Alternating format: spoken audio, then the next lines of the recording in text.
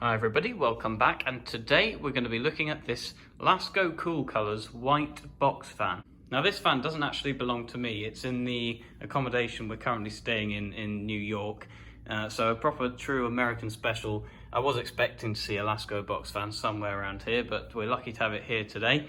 It's got a 3-speed dial on the top there, as you can see, starting from setting 3 and then progressively going down to the lowest. Now this is the 20-inch model in white, as you can see, and from my first impressions it's quite well built. It's got a sturdy steel frame on it, a good quality carry handle.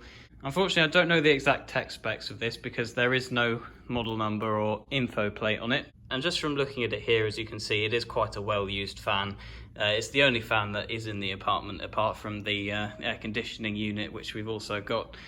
Now, just from my initial use, which I'll obviously demonstrate shortly, it's not really a fan I would use as a personal cooler. As you can see, the pitching on the blades is not that steep. So with that in mind, I think the best installation for these that I've seen quite a lot of actually is probably to be placed near a window, like this one is here. As you can see, I spotted this one a couple of days ago. Because if you're using a Lasko box fan to bring in fresh air from outside comparative to using your AC to cool the room down, it works out to be a lot more cost effective because box fans are so much cheaper to run than, say, a 2 kilowatt air conditioning unit. Now, I'm not sure of the exact wattage of this fan. If you do know it, please do let me know in the comments down below. Just through my own basic research, I have discovered that they can range from between 55 to 95 watts. But this fan does seem very powerful, so I'd say it was to the upper end of that. Anyway, let's get it fired up and I'll show you it in action. So it starts off on maximum speed. It's quite noisy because there's not a lot of surface area to the blades, so the motor has to spin quite fast, but it does move a lot of air.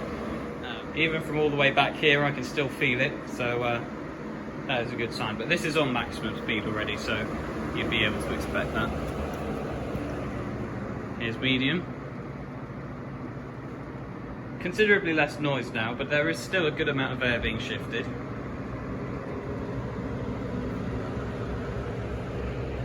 And setting 1. Setting 1's nice and quiet, as you would expect. I do quite like the difference between the speeds. You know, you can find on a lot of fans nowadays that there isn't a great deal of difference in the RPM between the settings, but this one certainly has got some distinct differences. So for example, setting 1 like this would be perfect for use at night. You'd be able to sleep with this on, no problem at all. Not a great deal of air being moved, but then again, that's the trade-off when it's low noise. And we'll fire it all the way back up to 3, just to compare the two extremes.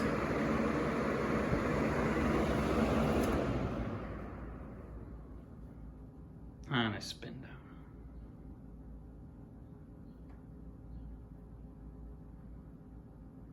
Very good spin down on this particular model, I think, because it's been well used, and fan motors do tend to benefit from a fair bit of use.